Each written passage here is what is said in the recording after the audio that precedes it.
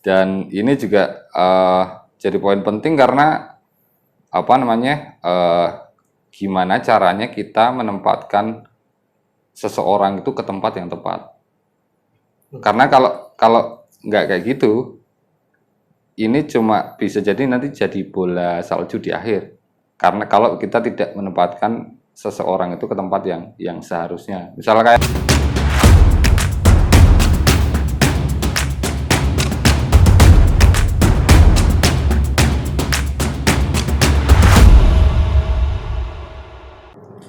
ya, selamat datang di PM Room. Perkenalkan, nama saya Iksan Febrian dan di samping saya ini ada aku Muhammad Iksan sebagai lead project manager ya. Oke, pada materi sore hari ini kita akan ngobrol sedikit nih tentang project eksekusi ya, Pak Iksan. Mungkin di sini kita sebagai project manager sempat mengalami hal yang berbeda nih dari pengalaman soal project eksekusi ini. Nah, mungkin untuk di awal Pak Iksan bisa menjelaskan sedikit soal project eksekusi berdasarkan pengalaman Pak Iksan dari beberapa project ya. Ya, berarti kalau project eksekusi itu berarti kan artinya dia sudah sampai ke fase yang ketiga ya, setelah inisiasi, kemudian planning. Setelah di planning, kemudian pada akhirnya yang bagian paling penting adalah soal eksekusinya ya. Jadi kalau eksekusi sendiri itu sebenarnya juga terdapat jadi beberapa bagian ya. Jadi pertama kayak misalnya kita juga perlu ngeplan gimana soal proses eksekusinya sendiri. Terus planning betul. Terus kemudian gimana kita manajemen resource, alokasi sumber daya dan seterusnya. Jadi ketika mengeksekusi satu proyek kan kita harus punya tim yang proper ya untuk benar-benar kemudian itu bisa terselesaikan dengan jumlah resource yang memadai. Kemudian nanti setelah itu baru kita masuk ke penjalanannya kayak misalkan implementasinya ini berarti betul kayak creating tiket, ngeset ekspektasi, baru monitoring progress sampai pada akhirnya kita coba lakukan evaluasi kayak misalkan kita pakai penjalanan Scrum ya berarti di akhir kita ada kayak retrospektif kayak gitu sih. Oke. Ya secara garis besar sih kayak gitu sih. Ya itu kalau dari aku sih. Jadi ada planning, kemudian ada resource, ada implementasi, ada paling evaluasi sih. Oke. Berarti ada 4 poin itu ya Pak Iksan ya. Oke, ini coba kita bedah satu Pak Iksan ya. Mungkin di awal dari planning itu. Nah, planning ini kan kayak ibarat fondasi di awal di mana proyek ini berjalan gitu. Nah, planning ini bisa jadi kayak kita coba mengumpulkan requirement berdasarkan apa yang diinginkan oleh klien atau kita berkumpul keseluruhan tim ya. Bisa jadi bareng dengan stakeholdernya juga gitu. Nah, menurut Pak Iksan sendiri nih untuk planning awal ini kan pasti kayak kita ada kesulitan beberapa hal kayak misalkan kita coba mengumpulkan tim gitu kan. Nah, kesulitan apa aja tuh Pak Iksan kalau bisa dijelaskan gitu? Ya, kalau pada saat fase planning untuk eksekusi ya itu lebih gimana sih karena kan sebelumnya kan kita ada fase planning untuk kayak ngumpulin requirement dan seterusnya. Nah, gimana kemudian mentransformasi itu ke dalam satu gimana mengeksekusinya sih. Jadi kayak betul sebagai apa yang akan dikerjakan oleh si engineer tersebut. Dari keinginan kemudian jadi bentuk real task yang kemudian akan dikasih ke engineer. Nah, menarik nih. Kadang kan memang apa yang diinginkan oleh si klien kayak mereka ingin sesuatu yang umum gitu kan. Cuman kita harus sebagai project manager gitu kan. Kita yang harus mendetailkan kayak mungkin apa yang mereka inginkan itu masih hal yang umum dan kita perlu membreakdownkan sedetail mungkin kayak misalkan ya contoh lah ada satu apps mereka ingin ada e-commerce-nya. Oke, itu kan kayak masih umum gitu kan. Mungkin kita sebagai project manager kayak mendetailkan, kita memikirkan kalau di e-commerce mungkin butuh sellernya, butuh bayarnya, hal-hal seperti itu mungkin Pak Iksan ya. Betul. Jadi kita memang membreakdown apa aja yang diinginkan oleh si klien tersebut. Oke. Betul, sekaligus memvalidasi ya. Artinya ketika kemudian kita mengkonvert keinginan mereka menjadi sebuah task yang real, kita juga perlu ngeset ekspektasi yang kita set itu apakah benar sesuai dengan apa yang mereka inginkan. Karena Menyamakan persepsi gitu ya. betul, karena biasanya di awal mereka ketika ingin, misal kita mau develop satu aplikasi, mereka biasanya cuma cukup punya gambaran besar gitu, belum sampai ke detail-detail yang kecil gitu. Nah, pada tahap eksekusi ini kemudian kita perlu memvalidasi lagi ekspektasi misalnya dari satu fitur transaksi misal masukkan ke keranjang misalnya gitu. Apakah kemudian setelah misalkan kita masukkan ke keranjang gitu masuk ke keranjang, kemudian nanti ada count badges-nya dan seterusnya, apakah benar seperti itu yang mereka harapkan? Terus misalnya sekecil misalnya nanti notifnya apakah akan ditampilkan atau enggak kayak gitulah. Jadi supaya kemudian yang ketika nanti kita eksekusi ya benar-benar klien juga udah lewat itu ya.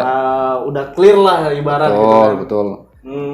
Karena kalau nggak gitu biasanya nanti di akhir mereka baru ingat setelah jadi ini kayaknya kurang ditambahin ini Mas, kurang ditambahin ini kayak gitu sih. Oke. Jadi bisa dibilang kayak tahap planning itu kita memang membutuhkan effort yang lebih karena memang kita mengumpulkan potensi-potensi apa aja yang ingin dikembangkan oleh si klien gitu kan. Karena yang klien inginkan itu agak kalau belum didetailkan secara lebih rinci agak masih ngambang gitu ya. Oke. Termasuk juga soal limitasi teknis. Berarti itu masuk ke alokasi resource gitu, Mas. Belum sampai ke situ. Jadi limitasi teknis ini lebih ke mereka minta kayak gini. Kita kan perlu ngukur tuh. Ini benar nggak secara implementasi teknisnya bisa atau enggak gitu. Bisa terrealisasikan untuk pengerjaan gitu ya. Betul, dan perlu melihat soal timeline juga. Mereka minta gede misal gitu, secara teknis mungkin bisa, tapi secara waktu mungkin nggak bisa. Oke. Gitu.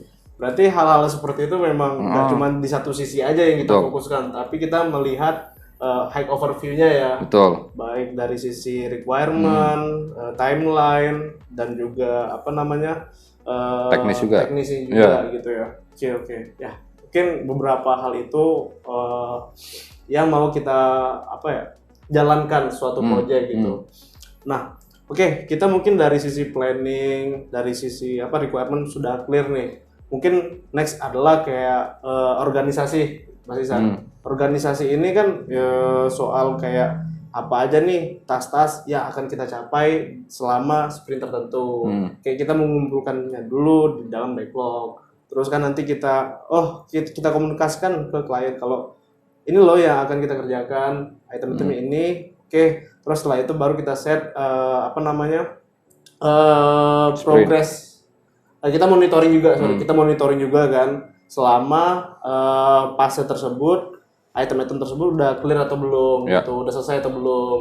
Jadi ketika ada sesuatu hal yang masih belum clear atau dari engineer kita yang masih belum clear, kita segera eskalasikan ke mungkin kita ke manager atau stakeholdernya ataupun langsung ke klien seperti itu. Oke, ini tadi ada planning, organisasi. Nah, yang ketiga nih ada soal alokasi resource mungkin. Betul. Karena kalau misalkan nggak requirement udah clear tapi nggak ada yang ngerjain ya sama aja. Sama aja, betul. Jadi ini sudah ada kerjaan tapi orang yang mau ngerjain siapa gitu ya. Ya itu penting juga. Oke. Dan ini juga jadi poin penting karena gimana caranya kita menempatkan seseorang itu ke tempat yang tepat. Karena kalau nggak kayak gitu, ini cuma bisa jadi nanti jadi bola salju di akhir. Karena kalau kita tidak menempatkan seseorang itu ke tempat yang seharusnya. Misalnya kayak dia diminta mengerjakan A tapi mungkin secara kemampuan dan limit waktu yang diperlukan itu dia belum sanggup, tapi kita paksa di situ. Kalau misalkan ada potensi kemungkinan bisa, oke. Tapi kalau misalkan kita melihat sejak awal itu tidak memungkinkan, tapi kita paksa ya. Kadang mungkin itu jadi blunder di akhir juga. Makanya ini penting juga untuk istilahnya. Intinya kalau alokasi resource itu tidak sesuai, dia akan berdampak ke yang lain gitu. Betul. Dari sisi timeline, apalagi nanti mungkin mungkin dari sisi itu dia udah bisa selesai gitu kan. Cuman nanti nggak tahu bisa berdampak ke yang lain, kayak apakah dia bisa menyinggol atau memberikan dampak fitur yang lain seperti itu. Mungkin seperti itu ya Pak Isan ya. Ya, jadi kayak kalau misalkan ya orang itu bisa kan secara pengerjaan dia efektif, minim bug, dan akhirnya ya goal di akhir projectnya kecapai gitu. Secara timeline, oh ini jadi minim bug kan artinya kita nggak spare waktu lebih untuk mengerjakan sesuatu yang seharusnya diselesaikan di waktu pengerjaan kemarin kan. Tapi ternyata karena misalkan kadang ya kita miss, tapi pas di kerjaan requirement sudah jelas, prosesnya seperti ini, flow-nya seperti ini, tapi pas dieksekusi ternyata masih ada bug kan, jadi kita punya hutang tuh di akhir. Jadi mungkin bisa molor lagi secara waktu. Artinya ya yang dari sisi pengerjaan harusnya udah selesai, tapi karena masih nggak sesuai gitu, kita melebihi batas timeline seperti itu. Sering terjadi seperti itu kadang-kadang. Terjadi sih beberapa hal tersebut. Mungkin dari planning, organisasi, alokasi resource. Nah, ini mungkin core-nya implementasi nih. Kayak ini kan bisa dibilang kayak proses codingan atau pengerjaan oleh engineer gitu. Kayak mereka udah mengumpulkan setiap requirement-nya, akhirnya mereka udah mulai ngoding gitu bisa dibilang ya. Nah, dari sisi kita sebagai project manager ya mungkin kita disuruh untuk memonitoring apa yang mereka kerjakan, apakah udah sesuai atau apakah mereka ada blocker, seperti itu nih Pak Isan. Nah, kalau dari sisi Pak Isan nih, ketika memonitoring suatu pekerjaan, ada nggak nih tips atau hal yang Pak Isan lakuin sehingga apa yang menjadi planning di awal itu bisa tercapai di hari tersebut atau di akhir hari tersebut, seperti itu? Paling ini sih, memastikan bahwa apa yang akan dikerjakan, misalnya ada satu task, itu persepsi antara yang mengerjakan dengan kita yang misal ngeset requirement dan ekspektasi itu sama, dan mereka paham soal goal dan dampak dari satu task tersebut. Itu jadi point awareness dia bahwa ketika misalnya aku telat mengerjakan task ini, itu berdampak pada timeline yang mundur misalnya, atau misal besok mau demo tapi dia nggak selesai, berarti nanti demonya nanti jadi fail. Dependable gitu ya, misalnya kita mengerjakan sesuatu, tapi apa yang dikerjakan oleh engine tersebut ditunggu nih oleh oleh engine yang lain gitu. Akhirnya kan kita cuma berfokus di satu sisi ini aja gitu kan. Jadinya apa ya? Kalau misalkan mereka udah tahu apa yang perlu mereka kerjakan, kan mereka lebih cepat itu. Oh, ini maksudnya seperti ini, flow-nya nanti seperti ini. Jadi mereka ngerjain juga efektif, dan ketika nanti mereka selesai, kalau misalkan memang dari sisi teknis pengerjaan itu benar sesuai flow dan desain dan seterusnya itu sesuai, pasti nanti di akhir juga pasti minim bug sih, dan sesuai dengan ekspektasi yang kita set gitu. Karena apa yang mereka kerjakan itu udah sesuai dengan ekspektasi kita. Betul. Jadi ya minimalisi itu sih. Oke, setelah implementasi ini mungkin bisa dibilang gerbang terakhir ya sebelum ini nyampe ke klien, itu proses testing ya, quality control gitu.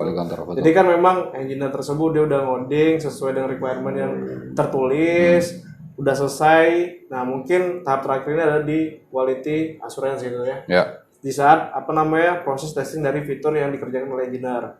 Nah, mungkin ya dari setiap fitur punya plus minus nih, kayak ketika mereka testing ada yang ngeblokin proses testingnya, atau ada yang depend ke yang lain, dan juga mungkin ada yang balik lagi ke in progress karena terjadi bug gitu kan. Ada yang mungkin bisa langsung lolos seperti itu.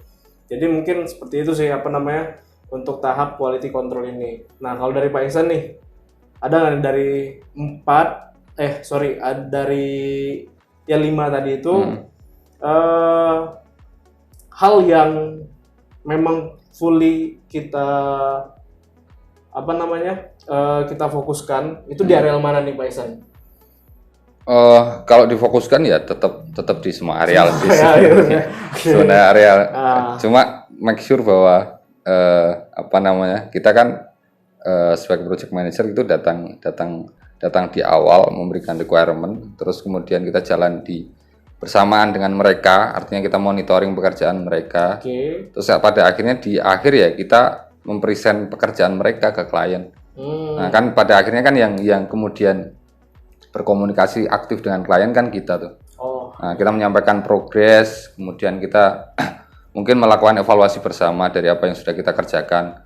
Kalau di sprint berarti ada proses retrospektif kayak gitu.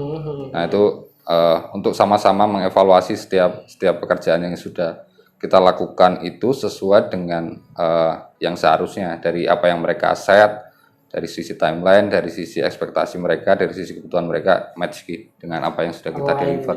Betul.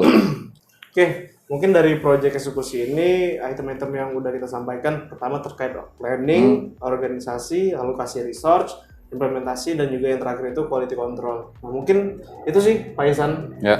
terkait materi soal proyek eksekusi ya. Nah mungkin sekian materi yang bisa kami sampaikan. Ya. Semoga bermanfaat. Ya. Nanti nantikan next episode yang lebih seru dan informatif.